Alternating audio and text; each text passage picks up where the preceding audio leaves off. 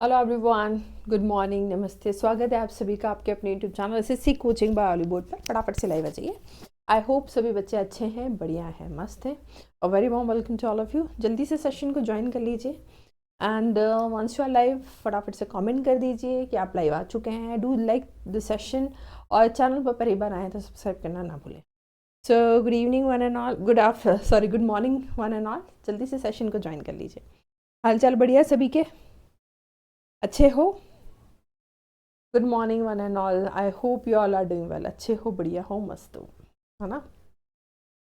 Good morning, good morning. चलो, so all in one mix session है for SSC exams. बार बार कह रही हूँ, बहुत बहुत इंपॉर्टेंट क्वेश्चंस हम सॉल्व कर रहे हैं। जितने भी इंपॉर्टेंट प्रीवियस ईयर क्वेश्चन से सब कुछ करवा रही हूँ। मिक्स सेशन चल रहा है, सिर्फ एक टॉपिक नहीं है, हम मल्टीपल टॉपिक्स को मिक्स वे में पढ़ रहे हैं। यहाँ पर हम 10-10 के स्लॉट में क्वेश्चन करते हैं ताकि आपकी हर टॉपिक की प्रैक्टिस हो सके। और 10 क्वेश्चन मतलब अच्छे नंबर ऑफ क्वेश्चंस पे आपके हर टॉपिक से हो जाते हैं। इसको एक मिनी मॉक की तरह समझो कि आप मल्टीपल क्वेश्चंस को कर रहे हो, एक बेस बना रहे हो। ये भी कह सकते हैं भाई बेस बन रहा है, क्योंकि भाई मॉक्स अगर हम बिना तैयारी के देंगे या बिना बेस बनाए देंगे तो कोई मतलब नहीं रहता।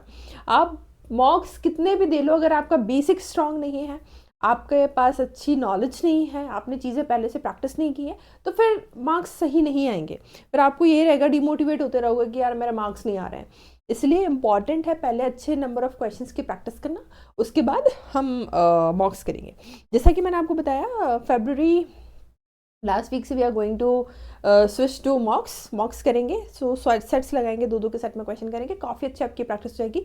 बस इंपॉर्टेंट है आपकी रेगुलरली चीज़ों को फॉलो करते रहिए, जैसा बता रहे हैं वैसा आप चीज़ें करते रहिए। चलिए तो स्टार्ट करते हैं। मिक्स क्वेश्चंस रहने वाले हैं for SSC exam, not only for CGL exam but also for all the other exams which are being conducted by SSC. ठीक है, सीजीएल हो, सीपीओ, स्टेनो, एमटीएस, जीडी, सब कुछ, सीएचएसएल, सब कुछ कवर्ड है। टीयर 1 टीयर 2 सब कुछ हम कवर करके चल रहे हैं। तो चलिए, अब यहाँ पर आपको मिलेंगे 1 से लेकर 10 तक, 1 to 10, ये आपके वन वर्ड सब्स्टिट्यूशंस है। कीजिए, क्या बनेगा, करो answer. To laugh at something in a cruel way. Cruel way को आप ऐसा भी कह सकते हो भाई किसी की हंसी उड़ाते हुए, हंसी उड़ा रहे हैं, खिल्ली बना रहे हैं, ऐसा वाला सेंस है। तो to laugh at someone in a cruel way क्या बनेगा? हाँ, अब देखो, डिप्राइव होता है एक वर्ड। डिप्राइव मतलब किसी चीज से वंचित होना, किसी चीज की कमी होना। डिसाइड निश्चित करना, डिफाई करना, डिसोबे करना, अवज्ञा करना कह सकते हो। डेराइड करना कह सकते हैं, इसका करेक्ट आंसर बनेगा। रिडिक्यूल भी होता है, मॉक करना भी होता है, ये सब इसके आपके सिनोनिम बन जाएंगे। तो ऑप्शन नंबर सी यहाँ पर करेक्ट आंसर बनेगा। Deride is to ridicule, mock at someone, हंसी उड़ाना, खिल्ली बनाना, किसी का मजाक बनाना। ठीक है, सो ऑप्शन नंबर सी यहाँ पर बिल्कुल ठीक है, करेक्ट आंसर है। नेक्स्ट क्वेश्चन कीजिए।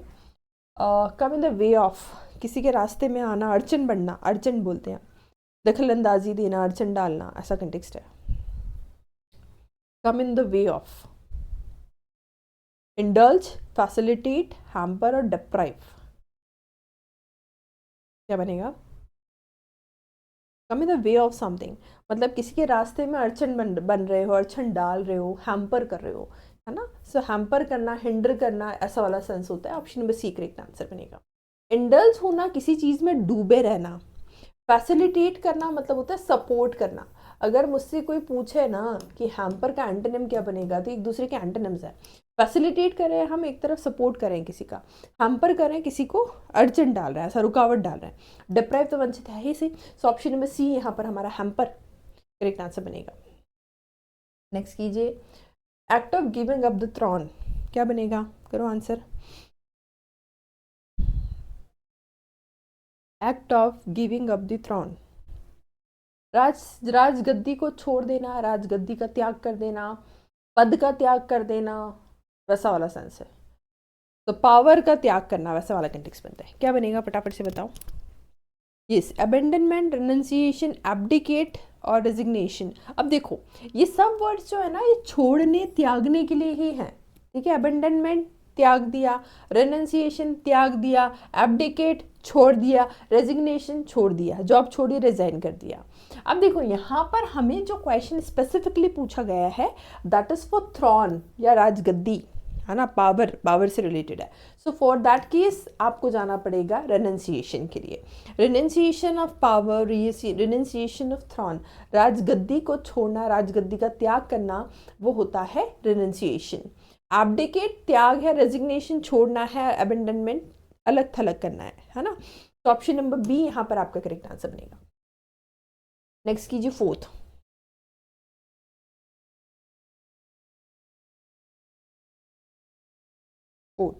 Enable to think clearly because of mental illness, क्या बनेगा? सही से सोच नहीं पा रहे हैं क्योंकि मेंटल इलनेस है। जब मानसिक बीमारी होती तो इंसान क्लियर वे में सोच नहीं पाता, मतलब वो क्या हो चुका है, डिरेंज्ड हो चुका है। Option number A correct answer है। ये सेंट्रिक तो हम बहुत कर चुके हैं, इसका मतलब होता है वियर्ड, अजीब सा, पेक्यूलियर, अनयूजुअल, ये सब हम कहते हैं, ठीक है। विम्सिकल, ये मैं आपको वोकैब सेशन में करवा चुकी हूँ।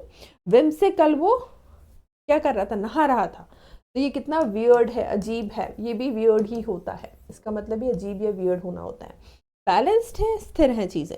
सो डीरेंज्ड, ऑप्शन नंबर ए यहाँ पर करेक्ट आंसर है। डीरेंज इज मेंटली अपसेट, या फिर सही से आप चीज़ों को क्लियर वे में सोच नहीं पा रहे हो, कंफ्यूज हो, so that is deranged. Option number A correct answer. Next कीजिए, the highest point of something, the highest point, उच्च शिखर, सर्वोच्च शिखर हम कहते हैं, क्या बनेगा? अगेन इजी वन, कईयों बार पूछा गया है, ना ही सिर्फ वन वर्ड सब्स्टिट्यूशंस में, पर सिनोनिम, एंटोनिम सब में पूछा जाता है वर्ड, क्या बनेगा? देखो यहाँ पर है हाईएस्ट पॉइंट, मतलब किसी भी चीज़ का सर्वोच्च शिखर। अब यहाँ पर अगर आप देखेंगे, हॉराइजन का मतलब होता है क्षितिज, ये नहीं हो सकता। पैराडाइज का मतलब होता है हेवन, स्वर्ग, नहीं। जिनत होता है बिल्कुल, सब किसी भी चीज़ का हाईएस्ट पॉइंट हम पीक भी कहते हैं, शिखर, पीक, है ना। नादिर इसका एंटोनिम है, ये होता है लोएस्ट पॉइंट ऑफ समथिंग, किसी भी चीज़ का गर्त में या फिर सबसे निचला हिस्सा, lowest point of something is Nadir. याद भी क्या है हमने, ना गिर से, ना गिर, सब फायदे के लिए, गर्त में ना गिर, इस तरह से ज़्यादा हमने याद भी किया है। तो जिनत, अगर आपसे पूछा जाए जिनत का एंटोनिम क्या बनेगा, ये आपके उसमें आए हैं सिनोनिम एंटोनिम्स में, तो आप जाएंगे किसके लिए, नादिर के लिए, याद रखिएगा, आते हैं एग्जाम्स में। तो ऑप्शन नंबर सी जिनत जो रहेगा वो हाईएस्ट पॉइंट ऑफ समथिंग बनेगा, बिल्कुल ठीक है, option number C correct answer. Next कीजिए।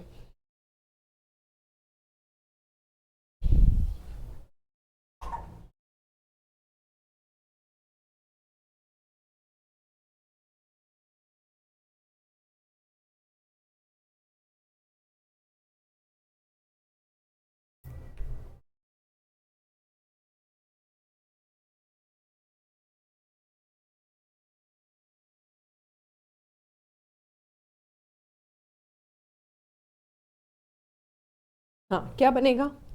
A person pretending to be somebody he is not, छलावा कर रहा है, धोखा दे रहा है ना, पाखंडी कहते हैं हम इसको। सो एरिस्टोक्रेट तो होता है नोबल क्लास का व्यक्ति है, एरिस्टोक्रेट नहीं हो सकता। हाइपोक्राइट होता है इम्पोस्टर, कह सकते हो, इम्पोस्टर होता है, ये छल करने वाला है, ये छली टाइप का व्यक्ति, पाखंडी कहते हैं हम इसको, दिखावा कुछ कर रहा है कुछ। सो दैट इज हाइपोक्राइट, बी बिल्कुल ठीक है, करेक्ट आंसर बनेगा। कंजर्वेटिव नहीं है, ना ही ब्यूरोक्रेट है। ऑप्शन नंबर डी की स्पेलिंग बहुत इंपॉर्टेंट है, इसको याद रखिएगा, स्पेल चेक में कई बार आई है। ब्यूरो की स्पेलिंग भी याद कर लीजिएगा, BUREAU ब्यूरो होता है, ठीक है, ये बी है, ठीक है, BUREAU, ब्यूरो, ब्यूरोक्रेसी दोनों इंपॉर्टेंट है, BUREAUCRACY, क्रेसी, ये होता है ब्यूरोक्रेसी और ब्यूरो, इंपॉर्टेंट है ये सभी। तो option number B hypocrite correct answer बनेगा। नेक्स्ट कीजिए, a person with no fixed abode, abode समझते हो, रहने का स्थान।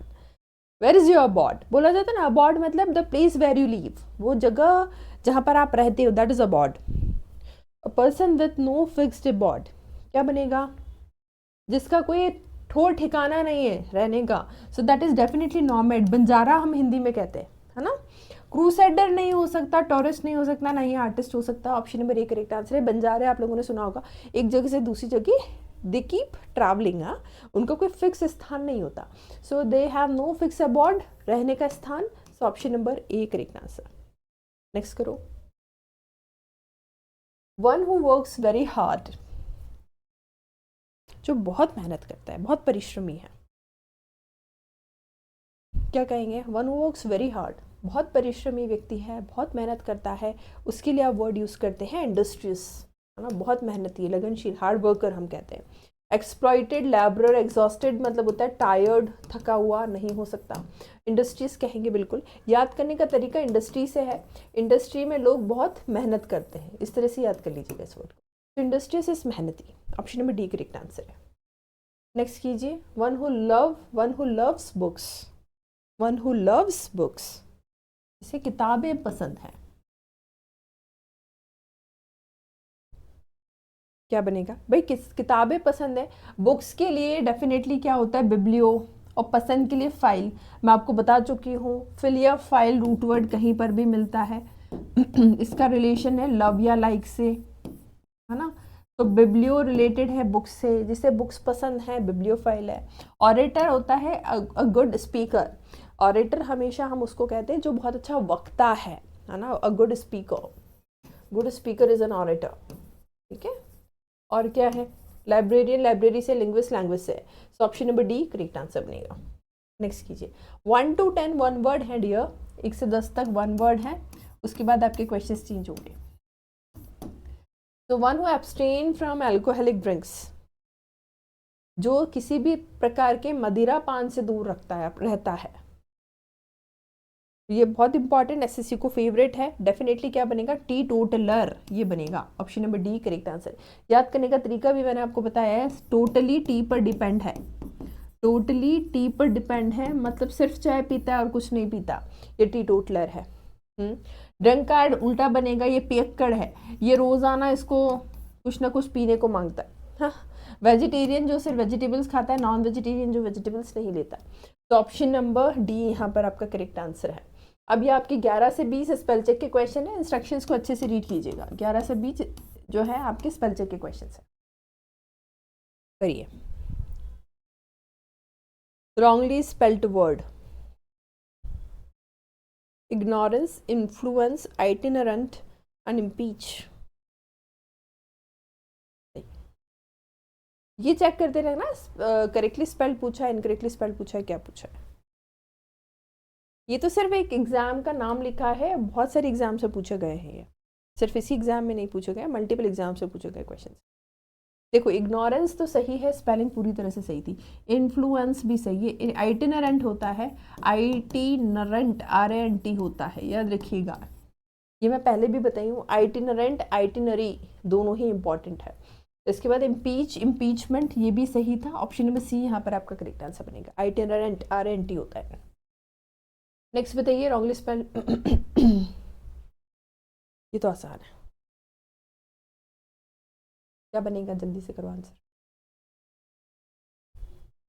देखो, डिनायल तो सही था, डिसीजन भी सही है, डेटर भी सही है, डिलीवर की स्पेलिंग गड़बड़ है, DELIVER, डिलीवर, ये होता है डिलीवर करना, number A correct answer. Deliver नहीं होता, डिलीवर होता है। आइटम डिलीवरी आप लोग के अमेजन वगैरह से आती है, उससे आपको पता ही होगी, स्पेलिंग सही से देख लिया करो, डिलीवरी है ना, डिलीवरी की हो जाएगी स्पेलिंग, डिलीवरी है ना, ये हो जाएगी डिलीवरी, तो डिलीवर, डिलीवरी, स्पेलिंग से याद रखो।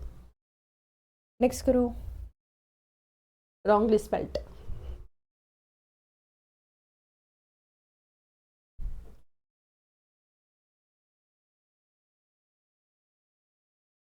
रॉन्गली स्पेल्ड बताना है हमें।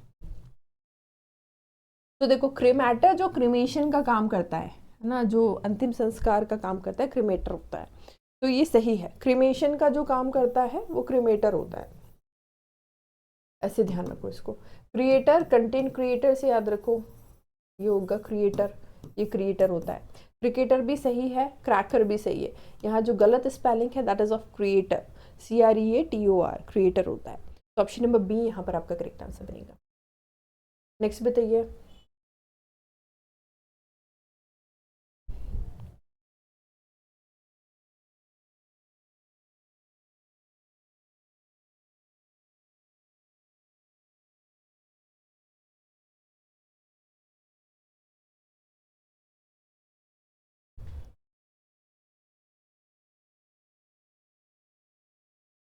आसान है, देखो ऑफुल तो सही है, यहाँ पे अक्रॉस की स्पेलिंग गड़बड़ है, ACROSS, अक्रॉस, ना।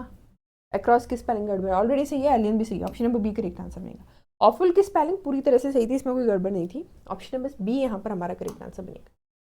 नेक्स्ट कीजिए।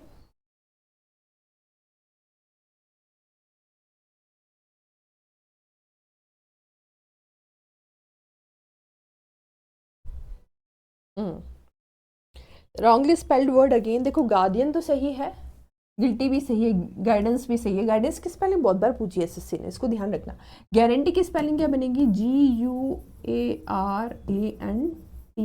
गारंटी ये होता है। गारंटी TEE जो है वो सही है, तो GUARANTEE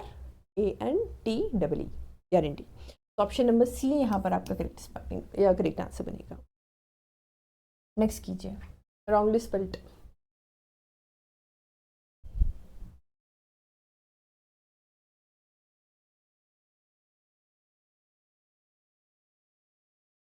स्टाफ सिलेक्शन कमीशन, तो कमीशन के तो स्पेलिंग पता होनी चाहिए, है ना।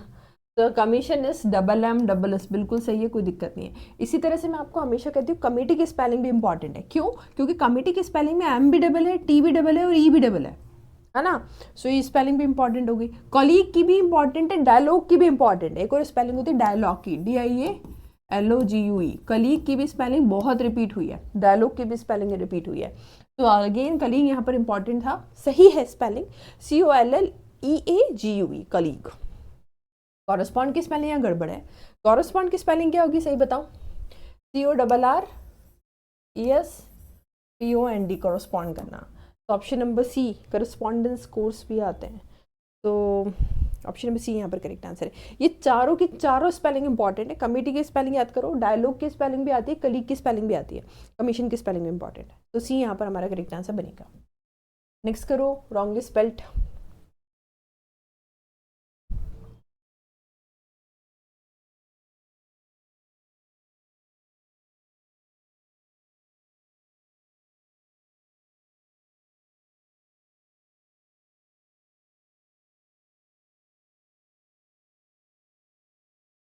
देखो रॉन्गली स्पेल्ड बताना है तो प्रोफेशनल तो सही है, ग्रामेटिकल सही है, अक्षरंश सही है, again important spellings.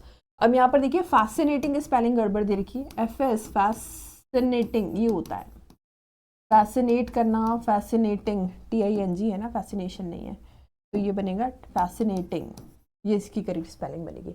FACINATING fascinating होता है। अच्छा यहाँ दूसरे देखो, प्रोफेशनल, प्रोफेसर की स्पेलिंग भी आती है, प्रोफेसर, प्रोफेशनल, ये स्पेलिंग्स आती है, इंपॉर्टेंट है। ग्रामेटिकल में बहुत बच्चे गड़बड़ करते हैं, ग्रामर की स्पेलिंग ये है, ठीक है, ये है ग्रामर की स्पेलिंग। बच्चे क्या लिखते हैं इसको? GRAMMER, ये गड़बड़ है, ये गलत है इसकी स्पेलिंग। ग्रामर की स्पेलिंग में MAR होता है आखिरी में, ठीक है, ग्रामर दिस इज इनकरेक्ट, आती है स्पेल चेक में। अकरेंस में आपको कई बार बता चुकी हूँ, अक्कर, अकरेंस और ओकेजन की स्पेलिंग ध्यान रखिए। अक्कर की स्पेलिंग ये होती है, अकरेंस में CCU लग जाता है, ये हो गया। एक और है अकेजन, OCCASION, अकेजन होता है। स्पेलिंग्स सही से ध्यान रखिए, ये मल्टीपल टाइम्स रिपीटेड वर्ड्स हैं, बहुत इंपॉर्टेंट, कई बार रिपीट होते हैं। नेक्स्ट देखिए, रॉन्गली स्पेल्ड।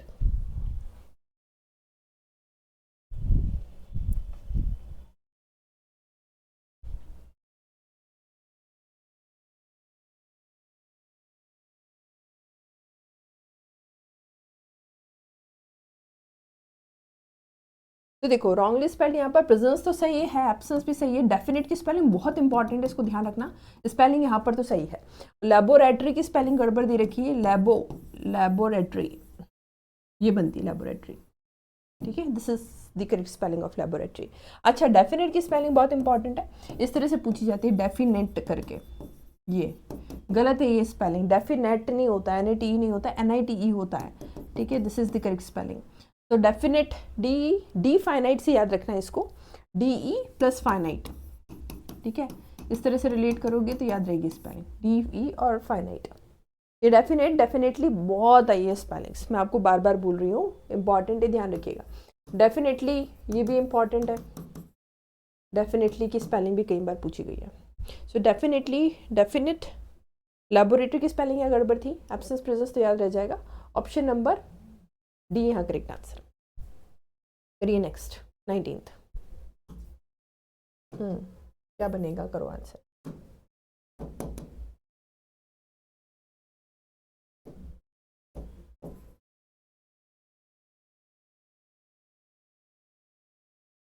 देखो ये तो आसान है, कैलेंडर फिर से इंपॉर्टेंट स्पेलिंग, कैलेंडर रोज देखते हो है ना, मोबाइल में भी है, कैलेंडर के क्वेश्चन आपकी शायद रीजनिंग में भी आते हैं, इंपॉर्टेंट, स्पेलिंग भी बहुत इंपॉर्टेंट।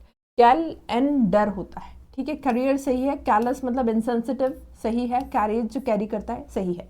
कैलेंडर की स्पेलिंग याद रखिएगा, CALENDAR, कैलेंडर कहते हो, कोई डाउट तो नहीं।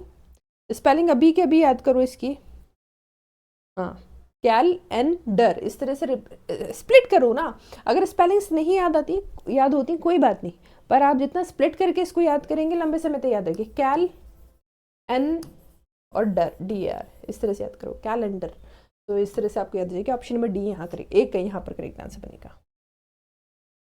नेक्स्ट बताओ।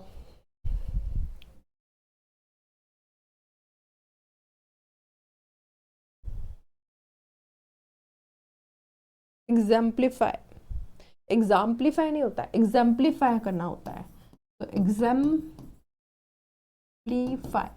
ये होता है। एग्जाइल सही है, एग्जाम छूट सही है, एग्जाम्पल उदाहरण सही है, ऑप्शन नंबर ए यहाँ पर आपका करेक्ट आंसर बनेगा। नेक्स्ट कीजिए, ये आपका क्लोज टेस्ट है, पहले पूरा रीड कीजिए पैसेज को, फिर हम इसके क्वेश्चंस को फिलर्स को सॉल्व करेंगे। करिए रीड।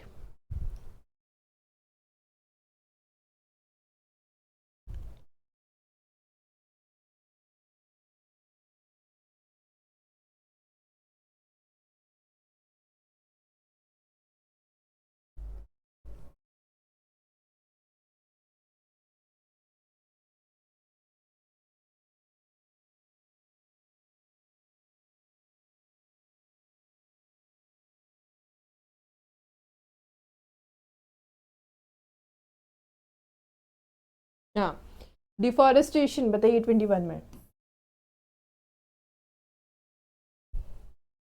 भाई डिफॉरेस्टेशन है क्या है, permanent destruction of forest, obviously किसके लिए जाएंगे, सिंगुलर है वैसे भी, तो इसके लिए जाइए, deforestation is 22।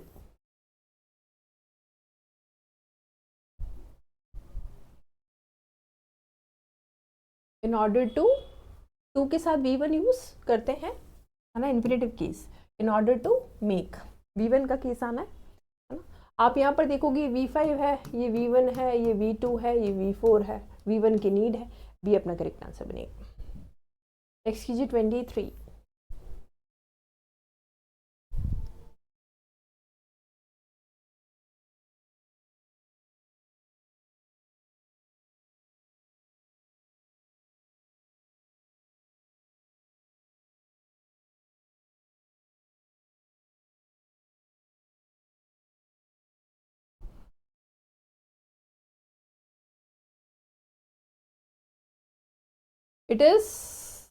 It occurs, obviously singular subject है, सिंगुलर वर्ब लेगा, ये सिंगुलर वर्ब की फिफ्थ फॉर्म, ये V2 V4 और V1 है ना, सिंगुलर सब्जेक्ट सिंगुलर वर्ब, तो यहाँ पर आपका ऑप्शन नंबर 1 करेक्ट आंसर। 24 करिए। It occurs around the world though tropical rain forest are particularly,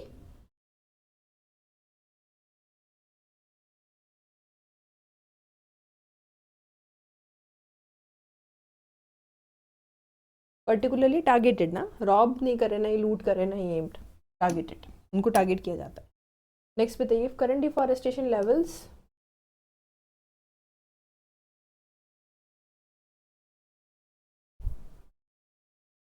अगर मान लो अभी जो डिफॉरेस्टेशन लेवल है वो क्या होता है, कंटिन्यू होता है, यही अगर चलता रहता है ऐसा बोल रहा है, तो मेंटेन कंटिन्यू, फॉलो प्रोसीड का कोई सेंस नहीं है, B correct answer.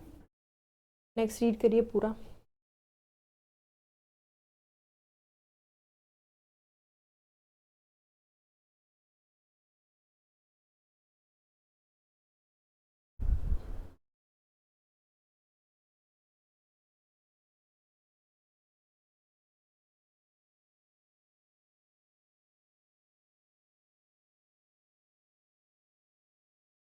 Mister Oliver was taking a shortcut through the pine forest. मैंने आपको बोला फॉरेस्ट से होकर अगर कोई गुजर रहा है तो थ्रू यूज़ किया जाता है ना, क्योंकि एक एंड से आप एंटर करोगे दूसरे एंड से निकलोगे, ये होता है थ्रू का केस।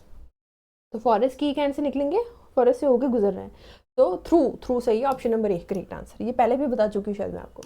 27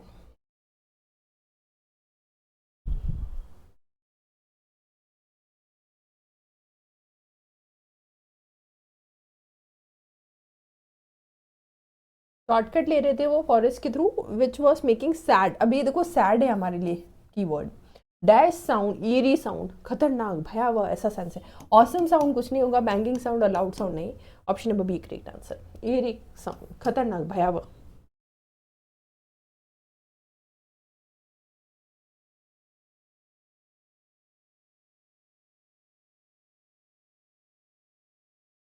अब जब वो वहाँ से फॉरेस्ट से जा रहे थे तो उन्होंने ही dash lonely boy sitting on a rock, उन्होंने देखा, उन्होंने नोटिस किया एक अकेला सा बच्चा बैठा हुआ है। तो ही नोटिस्ड, रिकॉर्ड नहीं करा, ना ही पॉइंट किया, ना ही रिमार्क किया, ही नोटिस, देखा उन्होंने। 29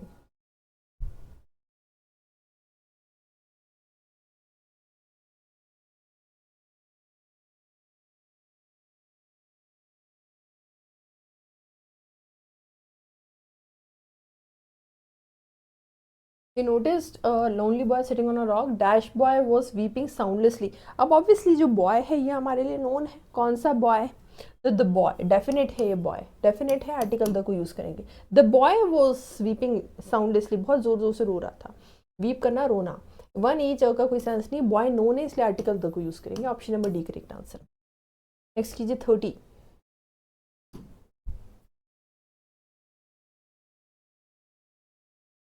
there seem to be dash terribly wrong with the boy.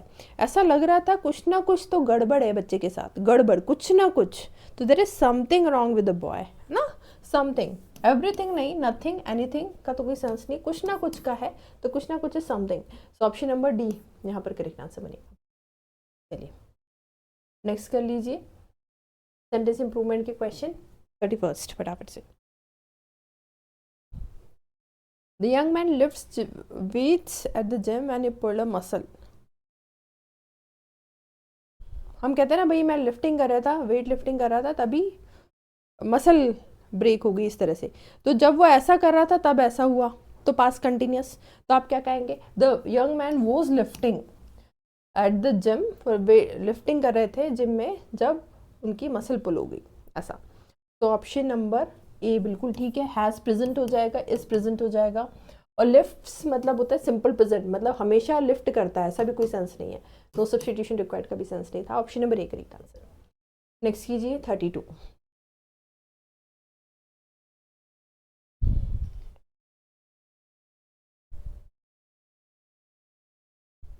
Suman performed at the festival well yesterday. अब ये है एक एडवर्ब का कॉन्सेप्ट, मैंने आपको शायद बताया भी है। जब भी आपके सेंटेंस में दो या दो से अधिक एडवर्ब्स मौजूद होते हैं तो एक सीक्वेंस चलता है। वो सीक्वेंस किसका रहता है? या तो एमपीटी का चलाओ या पीएफटी का चलाओ। एमपीटी बोले तो मैनर प्लेस टाइम, पीएफटी बोले तो प्लेस फ्रीक्वेंसी टाइम। अब आप यहाँ पे देखिए सुमन ने परफॉर्म किया, कहाँ किया? फेस्टिवल में किया, फेस्टिवल उसकी प्लेस है। कैसे किया? अच्छा किया, वेल मतलब उसका मैनर है। कब किया? कल किया। यस्टरडे मतलब उसका करने का या फिर परफॉर्म करने का टाइम है। अब यह पीएमटी का सीक्वेंस है, पीएमटी का सीक्वेंस नहीं चलता है, एमपीटी का सीक्वेंस चलता है। मतलब पहले मुझे मैनर लेना पड़ेगा, फिर प्लेस, फिर टाइम। अब मैनर क्या है? देखो ये है मैनर, फिर ये आ रही है प्लेस, और ये आ रहा है टाइम, है ना। इसी तरह से तो सेट करेंगे कहानी। ये हमारा मैनर हुआ, ये हमारा प्लेस हुआ, ये हमारा टाइम हुआ। सो ऑप्शन नंबर सी आपका करेक्ट आंसर बनेगा। जब भी आपके सेंटेंस में दो या दो से अधिक एडवर्ब्स मौजूद होते हैं तो हमें सीक्वेंस सेट करनी रहती है। तो या तो एमपीटी की चलेगी या पीएफटी, इन दोनों के साथ ही कंडीशन है। तो मैनर प्लेस टाइम या प्लेस फ्रीक्वेंसी टाइम, इस तरह से हम सेट करते हैं। ऑप्शन में सी यहाँ पर आपका करेक्ट आंसर बनेगा। 33 करिए।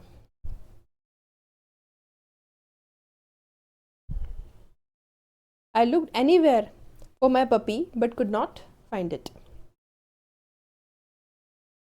मैंने हर जगह अपने पपी को देखा पर कहीं नहीं मिला। हर जगह, हर जगह के लिए क्या यूज करोगे?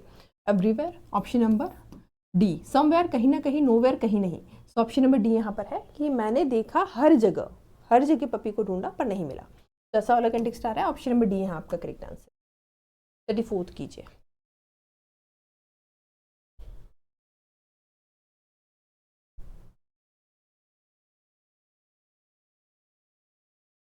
ये बेसिकली आपका आप कंपैरिजन कर रहे हो।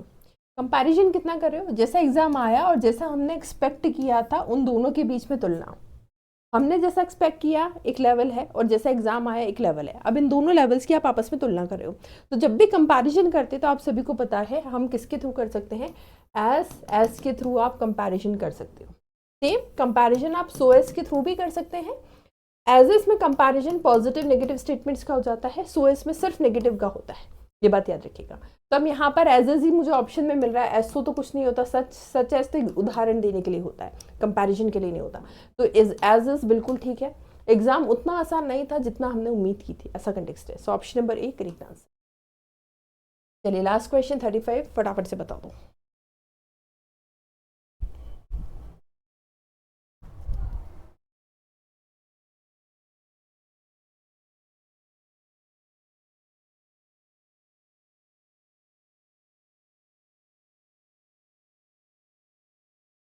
I am certain Ashok has finished his homework by tomorrow.